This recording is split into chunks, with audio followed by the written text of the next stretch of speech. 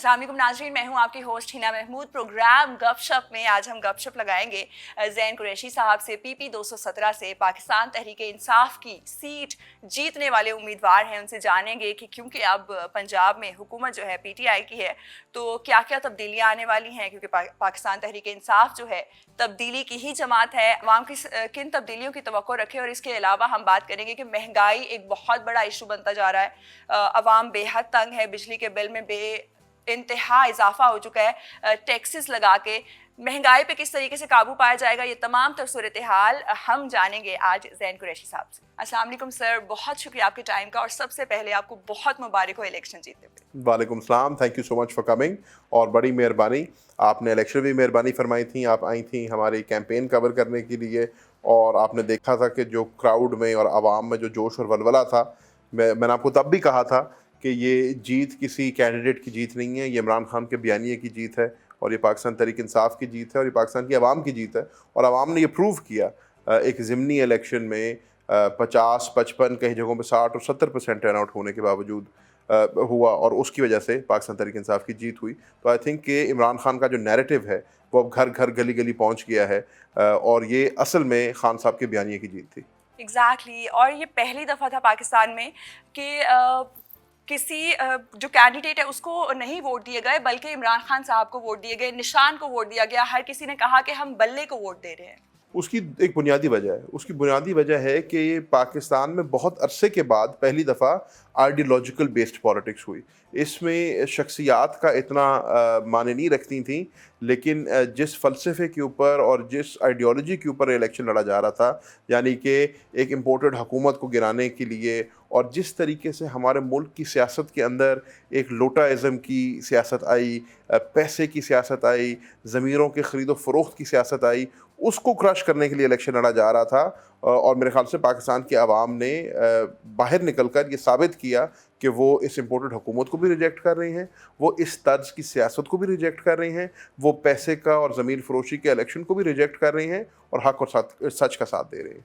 लेकिन सर, जो आपकी ऑपोजिशन थी, ऑपोजिट जो पार्टीज़ थी, उनका तो ये कहना है कि क्योंकि हमने मुनहरिफ अराकीन को अपनी टिकट्स दी, हमने जो पहले से लोग खड़े होते थे उनको टिकट नहीं दी उन उम्मीदवारों को, इसलिए हम हार गए, क्योंकि मुनहरिफ अराकीन जो है वो लड़ रहे थे नून लीग की टिकट पे। नहीं, तो हमने तो उनसे ज़बरदस्ती नहीं की थी देने को, उन्होंने खुद उनको, देखें सिंपल सी बात है, और ये मैं क्योंकि पूरी इलेक्शन कैंपेन में कहता है, उसने आज भी कहूँगा, इस हुकूमत के पास ना तब ना आज पब्लिक का मैंडेट है। इन्होंने डॉलर का इस्तेमाल करके, लोगों का ज़मीन ख़रीद करके, लोगों को उनकी बोली लगाकर उनको ख़रीदा, उनकी वफ़ादारियाँ तब्दील कराईं। उन वफ़ादारियों को तब्दील करने की वजह से चोर दरवाज़े से शहबाज शरीफ साहब वज़ीर आज़म बने। अब इन्होंने उन लोगों के साथ मुआहदा ये किया था कि तुम हमारे साथ आओगे, तुम्हें टिकटें देंगे, तो इन्होंने किसी पे एहसान नहीं किया मुनहरिफ अराकीन को टिकटें दे के, इनके मुआहदे का हिस्सा था। और तब इनको लगता था कि आज हुकूमत हमारे पास है, इक़्तिदार हमारे पास है, एडमिनिस्ट्रेशन सारी हमारी है, हर चीज़ कंट्रोल हम करते हैं, हम ये इलेक्शन भी निकाल लेंगे। लेकिन जो अपसेट हुआ, 20 सीटों पे इलेक्शन हो रहा था, अपसेट क्या हुआ कि अवाम ने भरपूर अंदाज में निकल कर अपनी राय का इजहार किया। जो इससे पहले ज़िमनी इलेक्शन होते रहे, आपने देखा उनमें वोटर टर्नआउट 6%, 7%, कराची में 9% तक गया था।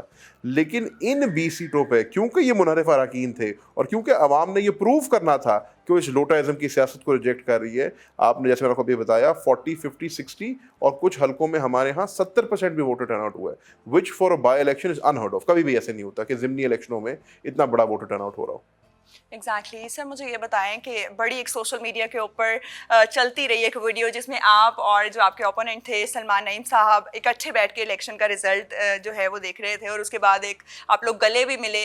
ये क्या वाकया था? आपने उनको इनवाइट किया, किस तरीके से एक ही जगह पे बैठ के आप लोग इलेक्शन का रिजल्ट देख रहे थे, और एंड पे जो एक गले मिले, वो उसकी क्या सिचुएशन थी? अच्छा, बेसिकली वो सोशल मीडिया पे हर कोई अपना रंग उसको देता है, बट उसकी हकीकत ये है कि हम आरओ ऑफिस में बैठे थे, और उन्होंने आरओ ऑफिस में एक बाकायदा कमरा बनाया हुआ था, जहाँ पे प्रोजेक्टर लगाया हुआ था, और वहाँ पर रिजल्ट्स अनाउंस हो रहे थे। तो सारे कैंडिडेट्स को उन्होंने कहा था कि आप वहाँ बैठेंगे, तो वो भी वहाँ पे तशरीफ़ रखते थे, मैं भी वहाँ पे बैठा था, और रिजल्ट्स एक एक करके पोलिंग स्टेशन के आ रहे थे।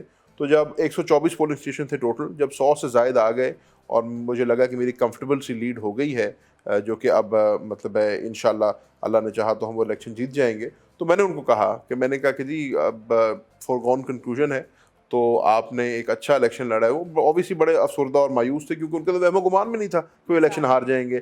جتنا انہوں نے خرچہ کیا, جتنا انہوں نے ٹیمیں اکٹھی کی, جتنی کل پی ڈی ایم کی قیادتیں موجود اس میرے حلقے میں موجود تھیں, گیلانی صاحب اور ان کے جتنے بھی بما اہل و عیال جو ہیں وہ میرے حلقے میں گلی گلی پھر رہے تھے.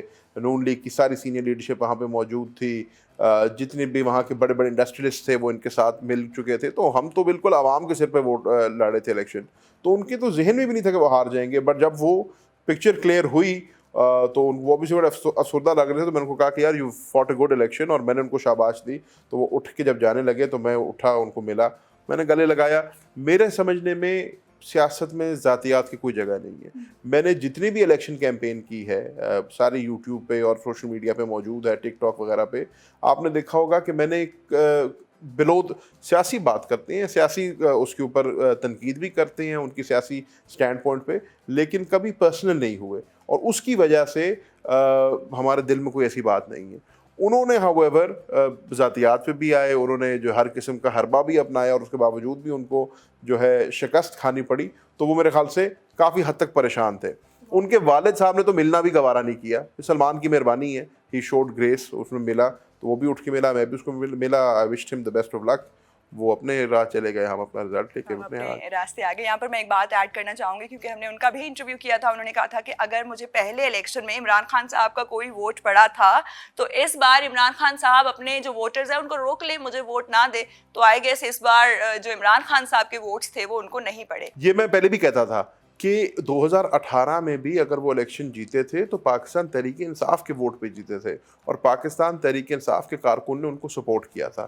اب آپ اس الیکشن میں دیکھ لیں, اس الیکشن میں وہ کہتے ہیں جی میری ذات کا ووٹ ہے, چلو جی مان لیا آپ کی ذات کا ووٹ ہے. اس الیکشن میں آپ کو آپ کی ذات کا ووٹ بھی پڑا, آپ کو مسلم لیگ نون کی پوری قیادت کا بھی ووٹ پڑا, جہاں پر عابد شیر علی صاحب کو 1.5 مہینہ بھیجا گیا لنڈن سے. وہ اسپیشلی آئے, ویسے تو کبھی پاکستان نہیں آئے, لیکن اس ضمنی الیکشن کے لیے لنڈن سے وہ پاکستان آ گئے. سعد رفیق صاحب کو بھی وہاں پر بھیجا گیا, دیگر بھی نون کی قیادت وہاں پہ آتی رہی.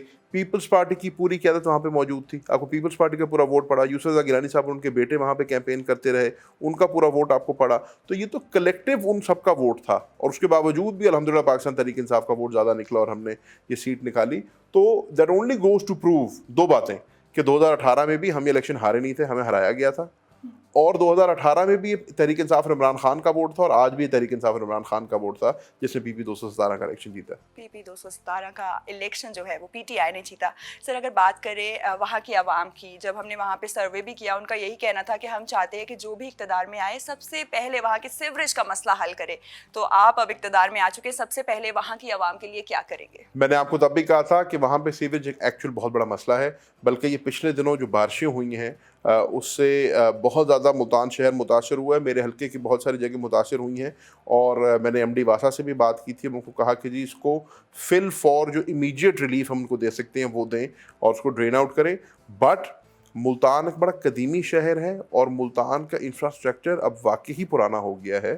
تو ملتان کو ایک میسو انفراسٹرکچر ری ڈیولپمنٹ کی ضرورت ہے, انہانسمنٹ کی ضرورت ہے. تو انشاءاللہ اللہ نے چاہا اور ہمیں اللہ تعالیٰ نے موقع دیا یہ, تو اس گورنمنٹ کے اندر ہم ملتان کی پوری شہر کی, میں صرف اپنے حلقے کی بات نہیں کر رہا, پورے شہر کی سیوریج کا ایک ہم نے پہلے بھی منصوبہ دیا تھا 2 ارب 80 کروڑ روپے کا, اس کو ریوائیو کریں گے اور اس کے تھرو اس کو حل کرنے کی کوشش کریں گے انشاءاللہ. اگر ہم بات کریں وہاں پہ کچھ لوگوں کا یہ بھی کہنا ہے کہ سرائیکستان ایک الگ سے صوبہ ہونا چاہیے.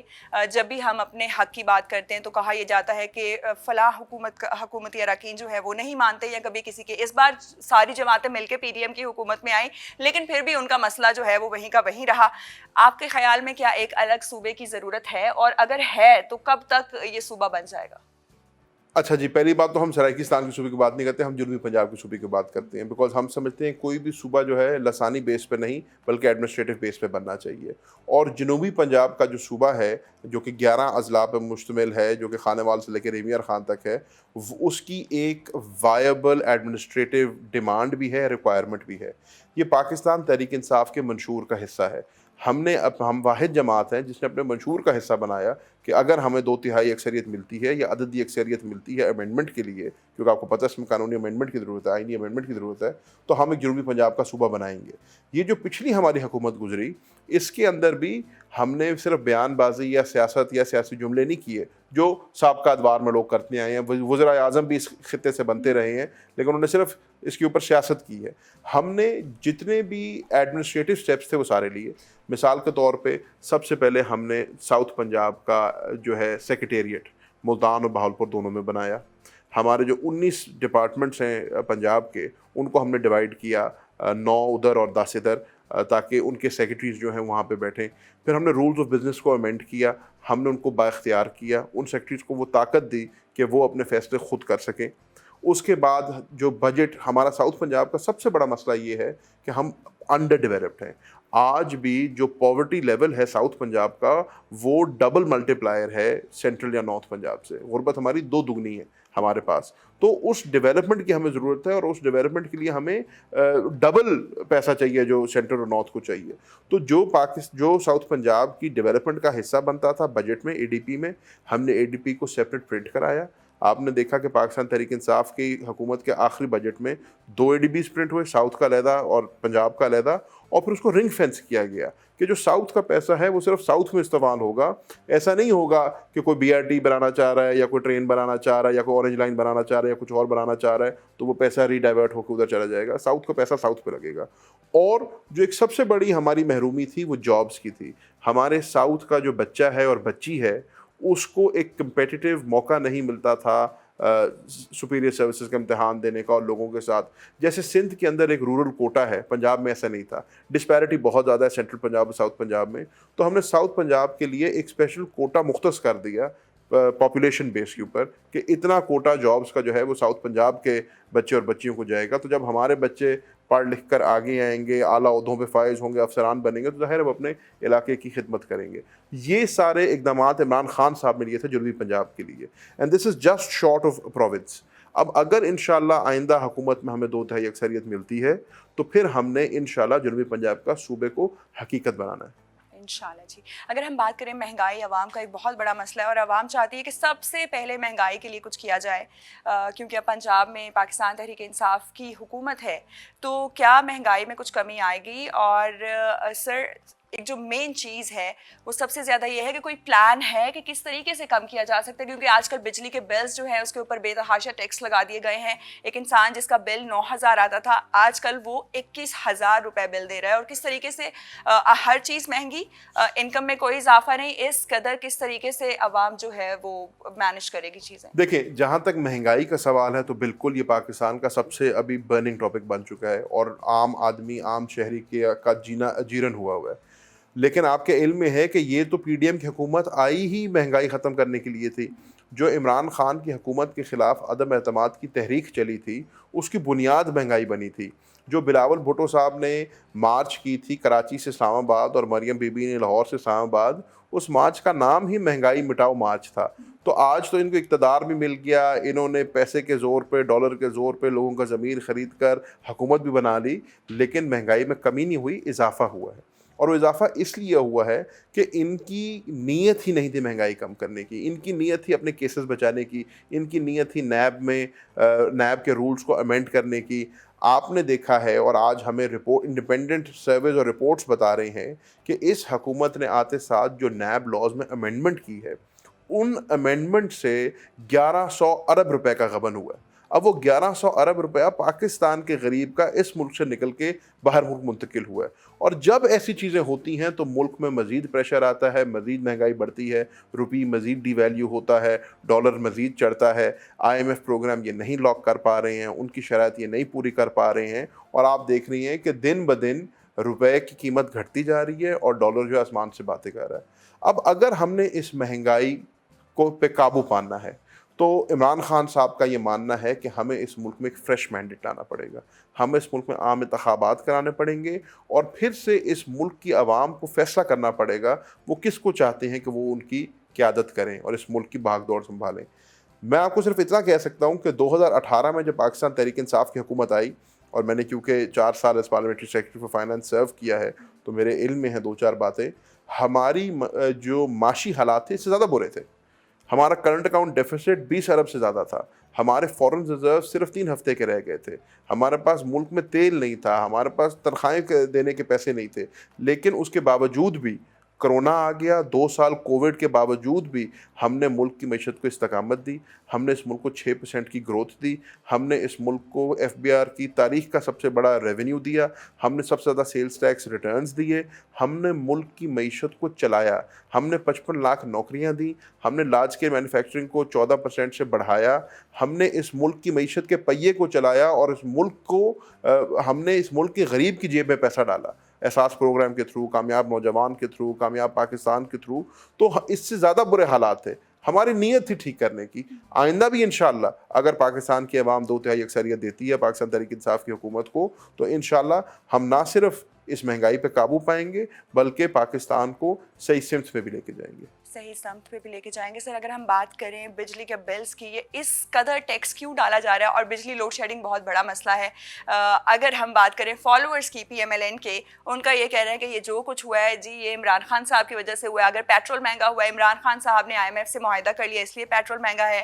اور اگر ہم بات کریں مہنگائی کی, تو ان کے فالوورز کا یہ کہنا ہے کہ جو کچھ ہوا ہے صرف اور صرف عمران خان صاحب کی وجہ سے ہوا ہے. دیکھیں نا, فالوورز کا تو کام ہے یہ کہنا, اور بدقسمتی سے ہمارے ملک میں جو لوگ ہیں وہ سوچے سمجھے بغیر, لکھے پڑھے بغیر بات کر جاتے ہیں, اور سیاسی کارکن کا کام ہے اپنے اس لیڈر کو ڈیفینڈ کرنا ہے. لیکن حقائق یہ ہیں کہ IMF پروگرام میں تو آپ بیٹھے ہیں, آپ کب سے نیگوشیٹ کر رہے ہیں, اسٹاف لیول اگریمنٹ تو آپ نے کر لی ہے, اور یہ جتنی بھی اب انکریمنٹس ہو رہی ہیں یہ آپ نے کی ہیں.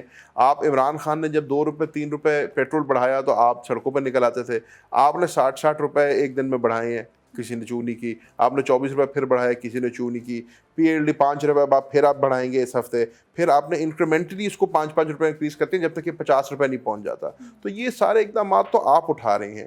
عمران خان کے دور حکومت میں کوئی لوڈ شیڈنگ نہیں تھی, یہی ملک تھا, یہی بجلی گھر تھے, یہی بجلی بن رہی تھی. تو عمران خان کے دور حکومت میں تو لوڈ شیڈنگ نہیں تھی. آپ کے دور حکومت میں 3 مہینوں میں 3.5 مہینوں میں 16 گھنٹے بجلی جو ہے جا رہی ہے. میرا جہاں پہ حلقہ ہے, دیہاتی حلقہ ہے NA 157 کا, ہمارے ہاں اس گرمی کے اندر 12 13 14 گھنٹے لوڈ شیڈنگ ہے ابھی. اور یہ مزید بڑھے, ابھی بھی اس وقت بھی, اور یہ مزید بڑھے گی بیکاز ان لوگوں نے اس کے اوپر کوئی کام نہیں کیا. تو ان کا جو کول پاورڈ پلانٹ تھا ساہیوال کے اندر وہ بند ہو گیا, 1300 میگا واٹ بجلی کا اس میں سے نکل گیا گریڈ میں سے. مزید انہوں نے کوئی اس کے اوپر کام کیا نہیں ہے.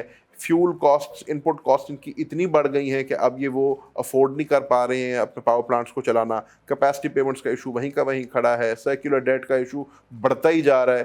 تو جب تک اس کو آڑے ہاتھوں نہیں لیں گے, اور جب تک اس ملک میں ایسی قیادت نہیں آئے گی جو پاکستان کو درست کرنا چاہتی ہے, صحیح سمت میں لے کے جانا چاہتی ہے, تب تک ہم انفارچونیٹلی اس مہنگائی پہ قابو نہیں پا سکیں گے. اس مہنگائی پہ قابو پانے کے لیے ہمیں وہ قیادت چاہیے جو پاکستان کے حق میں فیصلے کر سکتی ہے اور پاکستان کی بہتری کے لیے فیصلے کر سکتی ہے, جو اپنے ذاتی مفاد کو پیچھے رکھے گی اور پاکستان کے مفاد کو آگے رکھے گی. اور یہ عمران خان نے کیا ہے. انہوں نے جب سے یہ حکومت میں آئے ہیں اپنے ذاتی مفاد کو, اپنے اپارٹمنٹس کو بچانے کے لیے, اپنے کیسز ختم کرانے کے لیے یہ اکٹھے ہوئے. سلمان نعیم صاحب تو سر کیونکہ ان سے بات ہوئی تو انہوں نے کہا کہ میرے پاس وہ معاہدہ بھی موجود ہے جو IMF کا سائن کیا ہے عمران خان صاحب نے, اسی لیے پیٹرول مہنگا ہو رہا ہے. اس حوالے سے کیا کہیں گے, وہ کون سا ایگریمنٹ جو ان کے پاس موجود ہے اور عمران خان صاحب نے جو ہے سائن کر لیا؟ ان کے پاس سوشل میڈیا ہے, ٹویٹر ہے, جو وہ اناپ شناپ اپنی ٹویٹر پہ ویسے ڈالتے ہیں, اس کی جگہ یہ معاہدہ ڈال دیں. چلو عوام کو بھی دکھا دیں کیا معاہدہ ہے یہ. ہمارے پاس اور آپ کے پاس, ساری دنیا کے پاس بھی پتہ ہے, علم میں ہے کہ جو یہ اسٹاف لیول اگریمنٹ ابھی کر کے آئے ہیں, جو IMF سے باتیں کر کے آئے ہیں, جو IMF کے ساتھ وعدے وحید کر کے آئے ہیں, وہ کیا ہیں اور وہ عوام بھی دیکھ لے گی. تو یہ سیاسی پوائنٹ سکورنگ ہے, یہ وہ بے شک کرتے رہیں, لیکن حقائق یہ ہیں کہ شہباز شریف صاحب سے اور ان کی حکومت سے حالات نہیں سنبھل رہے اور وہ دن بدن بگڑتے جا رہے ہیں. سر تو اب جو ایک پاکستان سے فون کیا ہے وائٹ ہاؤس کہ آپ کسی طریقے سے جو ہے IMF کا لون ہمیں جلدی جو ہے دلا دیں, اس حوالے سے کیا کہیں گے؟ کیا فون جانا ضروری تھا, جانا چاہیے تھا, اور IMF کا لون اتنی جلدی کیوں چاہیے؟ देखें, जहाँ तक तो ज़रूरी था या जाना चाहिए था का सवाल है, मेरे समझने में जो जमहूरी हुकूमत के काम हैं वो जमहूरी हुकूमतों को करने चाहिए। ये पाकिस्तान का पहला IMF प्रोग्राम नहीं है। हम 22 दफ़ा पहले पाकिस्तान इस प्रोग्राम में जा चुका है और मेरा नहीं ख्याल है किसी प्रोग्राम में भी किसी फ़ोन जाने की ज़रूरत पड़ी थी। बट क्योंकि इस PDM की हुकूमत के हालात इतने ख़राब हैं और क्योंकि ये अपने लिए खुद कुछ नहीं कर पा रहे हैं, तो औरों को इनके लिए फ़ोन करने पड़ रही हैं। असूल तो ये था कि जो पंजाब में ज़िमनी इलेक्शन का रिज़ल्ट आए हैं, जिस तरीके से पंजाब में जो है वापस एक जमहूरी अंदाज से तहरीक इंसाफ को हुकूमत मिली है, वफाक में भी इनको इस्तीफ़े देने चाहिए थे, इनको घर जाना चाहिए था, इनको एक फ़्रेश इलेक्शन कॉल करना चाहिए था और आवाम के मैंडेट के ज़रिए एक नई हुकूमत आनी चाहिए थी जिसको पाकिस्तान के फ़ैसले करने चाहिए थे। लेकिन ये इक़्तिदार से चिपके हुए हैं और इनके लिए मजबूरी है इक़्तिदार से चिपकना। अगर ये इक़्तिदार से अपनी कुर्सी से नहीं चिपकते तो इनको नैब भी नज़र आती है, इनको इनके केसेस भी नज़र आते हैं और इनको इनकी सियासत तारीख होती नज़र आती है। अगर नेशनल असम्बली के इस्तीफ़ों की बात कर लें तो इस्तीफ़े जो आजकल किस्तों में एक्सेप्ट किए जा रहे हैं, क्या किस्तों में एक्सेप्ट किए जा सकते हैं, और इसके हवाले से PTI का क्या लाहे-अमल है? मैं कोई लीगल एक्सपर्ट तो नहीं हूँ कि मैं आपको उस पर उसकी लीगैलिटी बताऊँ, लेकिन पाकिस्तान तहरीक इंसाफ का इसके ऊपर लाहे-अमल ये है कि हमने डिसाइड किया कि इसको कोर्ट में चैलेंज करने का। इस्तीफ़े हमारे सारे मेंबरान ने इकट्ठे दिए थे। अब अगर उन्होंने इस्तीफ़े मंजूर करने हैं तो असूलन तौर पे या तो सबके करें या किसी के ना करें। ये कोई मंतक नहीं है कि जी 11 आज कर दिए हैं, 11 कल करेंगे, 11 परसों करेंगे, ऐसे तोड़ के करेंगे। एंड आई थिंक हम उसका लीगल रिकोर्स भी ले रहे हैं और हम उसके खिलाफ एक पिटिशन भी फाइल कर रहे हैं, तो बाकी फिर कोर्ट डिसाइड करेगी उसको। बाकी सर, जब इस कदर मुल्क की हालात इतने ख़राब हैं तो डू यू थिंक कि पार्टीज़ को दूसरी पार्टी को सख्त टाइम देने के लिए, हार्ड टाइम देने के लिए इस तरह की हरकतें करनी चाहिए, या सबको मिल के इस मुल्क को इस सिचुएशन से निकालना चाहिए? अगर आप एक आइडियलिस्टिक बात कर रही हैं तो असूलन तौर पे और ये मेरा हमेशा से मानना रहा है, सियासत होती है, सियासत सारी दुनिया में होती है, सियासत के अंदर अदावत भी होती है, सियासत के अंदर मुखालफत भी होती है, लेकिन कुछ ऐसी चीज़ें होती हैं जो सियासत से बड़ी होती हैं। You have to rise above दम। नेशनल एजेंडा की चीज़ें होती हैं। इस मुल्क की मईशत, इस मुल्क की सालमियत, इस मुल्क की बका जो है वो मेरे ख़्याल से हर किसी की सियासत से बालातर होनी चाहिए। और साबका अदवार में चार्टर ऑफ डेमोक्रेसीज़ भी बनते रहे और मुआहदे भी होते रहे, बट ये एक ऐसी चीज़ है, और मईशत जिस लेवल पे आज आके खड़ी हो गई है, ये एक ऐसी चीज़ है कि इसके ऊपर एक कोई चार्टर ऑफ इकोनॉमी होना चाहिए। बिकॉज जो हमारे इकोनॉमिक प्रॉब्लम्स हैं वो ओवरनाइट फिक्स नहीं होंगे, उनको लॉन्ग टर्म सोल्यूशन की ज़रूरत है। आज किसी की हुकूमत है, कल किसी और की हुकूमत होगी। अगर हम बात करें सर प्रोजेक्ट्स की, जिस तरीके से नून लीग या फॉलोअर्स कहते हैं उनके कि हमारे लिए तो नून लीग ने बना दी, सड़कें बनाई हैं, पुल बनाए हैं, ऑरेंज लाइन बना दी, फलां प्रोजेक्ट बना दिया, PTI ने वादे किए कि हम इतनी नौकरियां देंगे, इतने घर देंगे, वो वादे पूरे नहीं किए। इस हवाले से हमें बताएगा, और इसके अलावा कौन कौन से प्रोजेक्ट्स जो हैं PTI ने अपने कंप्लीट किए अपने दौरे हुकूमत में? देखिए, स्ट्रैटेजी में फ़र्क है, इरादों में फ़र्क है। उनकी स्ट्रैटेजी हमेशा रही है कि उन्होंने मेगा प्रोजेक्ट्स किए हैं और उन्होंने अपने फिर पूरी सियासत उस मेगा प्रोजेक्ट के इर्द-गिर्द जो है ना, उसको उन्होंने रैप करके बताया कि जी हमने मोटरवे बनाया, हमने ऑरेंज लाइन बनाई हमने। इमरान खान साहब की स्ट्रैटेजी डे वन से थी ह्यूमन डेवलपमेंट। वो हमेशा से कहते थे कि मैंने पाकिस्तान की आवाम में इन्वेस्ट करना है, और आपने देखा कि पाकिस्तान तहरीक इंसाफ की पॉलिसी में आवाम के इर्द-गिर्द महवर बनाया उसको अपनी पॉलिसी का, और हर चीज़ उसके इर्द-गिर्द हमने जो है स्पिन की। तो हमारे जो फ्लैगशिप प्रोग्राम्स थे, एहसास प्रोग्राम था, कामयाब नौजवान था, कामयाब पाकिस्तान था, लंगर खाना था, हेल्थ कार्ड था, किसान कार्ड था, ये वो चीज़ें थी जो डायरेक्टली पाकिस्तान के लो स्ट्रेटा को, गरीब को और जो पिसा हुआ तबका है उसको उठाता था। और इमरान खान साहब अक्सर जो है मिसाल देते हैं चीन की, कि चाइना ने कैसे अपने जो लो स्ट्रेटा था इनकम का उसको उठाया, पॉवर्टी लाइन से ऊपर लेके आया और उसने मुल्क की तकदीर बदली। तो हमने तो सारे प्रोजेक्ट वो किए थे, और जो हमने प्रोजेक्ट्स किए हैं वो अपनी मिसाल आप हैं।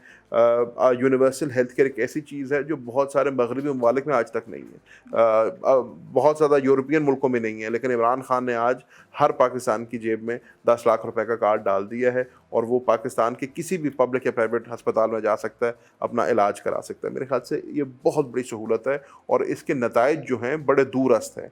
इसी तरीके से हमने लो कॉस्ट हाउसिंग की बात की, जैसे अब शहबाज शरीफ साहब जाके ऐलान कर रहे हैं कि मैं 5 लाख दूंगा, वो दूंगा, ये बेसिकली इमरान खान का प्रोजेक्ट था। इमरान खान साहब का मानना ये था कि हर इंसान की ख्वाहिश होती है कि उसका अपना घर हो, और हुकूमत को फैसिलिटेट करना चाहिए पाकिस्तान के अवाम को कि अपने सिर पे छत डाल सके। तो उसके लिए हमने इंटरेस्ट फ्री लोन रखा था कामयाब पाकिस्तान के अंदर, ताकि जो लोग रेंट के घर में रहते हैं वो जो भी अपनी रेंट की किस्त अदा करते हैं उसको अपने लोन की किस्त बना दें और उस लोन से अपने घर के ऊपर, अपनी सर के ऊपर अपनी खुद छत डाल सकें। तो वो बड़ा अच्छा प्रोग्राम था हमारा। नया पाकिस्तान हाउसिंग स्कीम थी। उसी तरीके से हमारे दीगर फ्लैगशिप प्रोग्राम्स रहे हैं जिन्होंने पाकिस्तान एहसास प्रोग्राम को ले लें। कोविड के अंदर जब मुल्क के अंदर मईशत ने एक बहुत बड़ी हिट ली, लोग घरों पे बैठे थे, लोगों के पास कोई ज़रिया माश नहीं था, वो जो 14,000 रुपये उनके घर हर महीने पहुंच रहा था, उससे उनका घर चल रहा था। आपने देखा कि इमरान खान ने जो स्मार्ट लॉकडाउन्स किए, आज वर्ल्ड हेल्थ ऑर्गेनाइजेशन, आज UN, हर कोई मानता है कि out of the top 3 performing countries in Covid Pakistan एक था। और हमारे स्मार्ट लॉकडाउन्स की वजह से ना मईशत को बहुत ज़्यादा हमने इफ़ेक्ट होने दिया और ना हमने अपनी कीमती जानों को भी बचाया।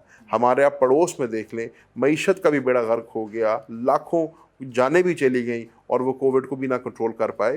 तो आइडियोलॉजी में फ़र्क है। हमारी आइडियोलॉजी है इस मुल्क और इस मुल्क की आवाम की खिदमत करना, उनके काम आना। हमने जो अपनी इकोनॉमिक पॉलिसी भी इस दफ़ा बनाई थी, उसको हमने कहा था कि ये सस्टेनेबल डेवलपमेंट हम करेंगे, जो कि टॉप डाउन से नहीं बल्कि बॉटम अप अप्रोच होगी, जिसका हम अक्सर देखते हैं कि ट्रिकल डाउन इफेक्ट का इंतज़ार करते हैं कि ऊपर से हम कुछ चीज़ देंगे तो वो करते नीचे पहुँचेगी। बट थ्रू एहसास, थ्रू कामयाब नौजवान, थ्रू कामयाब पाकिस्तान, हमने डायरेक्ट सोर्स पे नीचे पैसा दिया ताकि वो जब खुशहाल होंगे, वो जब अपने पैरों पे खड़े होंगे, किसान जब अपने पैरों पे खड़ा होगा तो मुल्क की मईशत चलेगी। और हमने किसानों के लिए बहुत अच्छी पॉलिसीज़ दी। आपने देखा 4 बम्पर क्रॉप्स हुए हमारे दौर में और उसकी वजह से 1100 अरब रुपया किसान की जेब में पाकिस्तान की तारीख में पहली दफ़ा गया। अब जब किसान की जेब में वो पैसा गया तो आपने देखा कि मोटरसाइकिल सेल्स बढ़ी, आपने देखा सिलाई मशीनों की सेल्स बढ़ी, आपने देखा लोगों की मईशत में फ्रिजेस की सेल्स बढ़ी। ये वो चीज़ें हैं जो मिडिल क्लास और लो मिडिल क्लास इस्तेमाल करती है।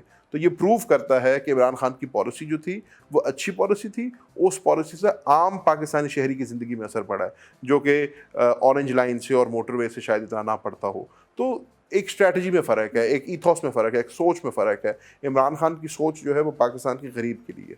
एग्जैक्टली इसी तरह पनाहगाह बनाई गई, इसी तरीके से सोप किचन्स बनाए गए जिससे बहुत से लोग मुस्तफ़ीद हो रहे थे। और पनाहगाह को ये भी कहा गया कि इसको ख़त्म कर देना है, अब नहीं करना। फिर सोशल मीडिया बैश के बाद दोबारा से उस प्रोजेक्ट को शुरू किया गया।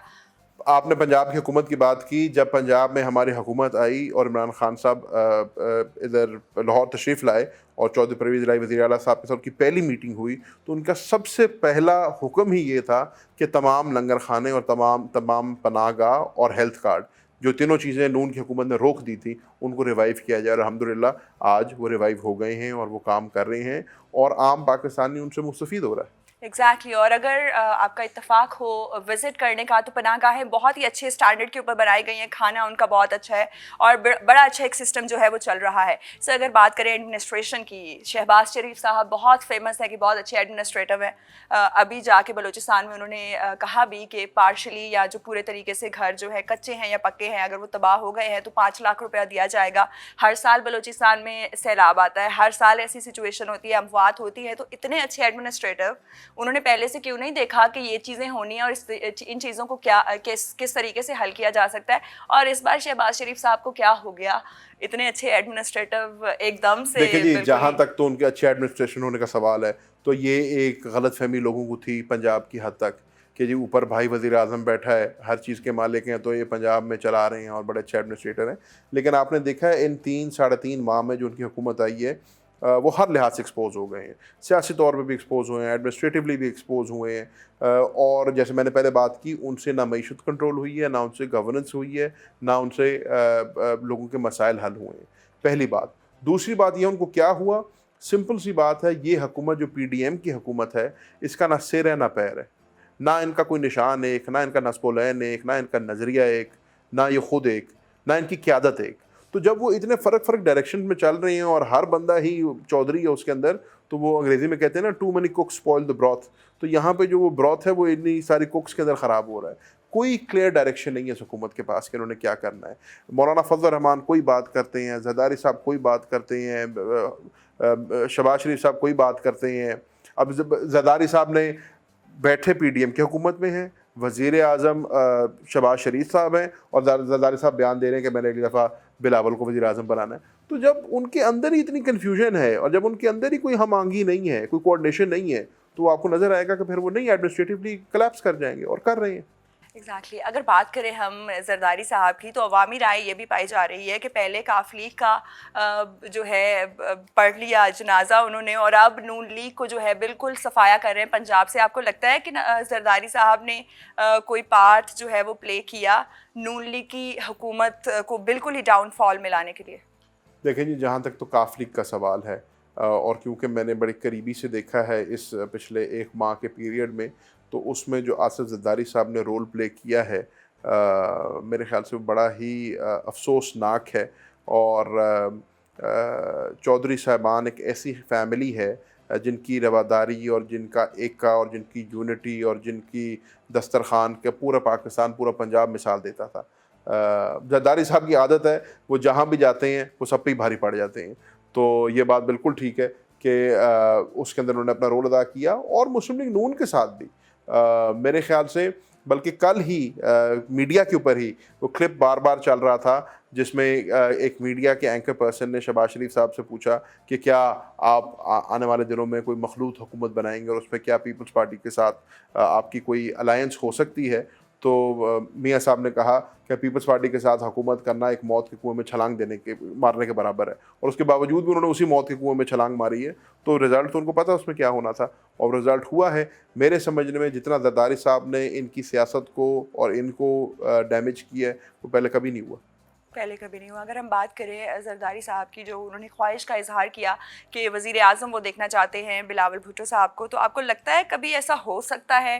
اب نہیں, آج سے 20 سال بعد, 30 سال بعد چانسز ہیں؟ دیکھیں جی, ایک والد کی حیثیت سے تو ضرور وہ چاہتے ہوں گے, بٹ گراؤنڈ ریالٹی سے بہت مختلف ہو چکی ہے. اگر ہم صرف پنجاب کی ہی بات کر لیں تو پنجاب کے اندر پاکستان پیپلز پارٹی کا جنازہ نکل گیا.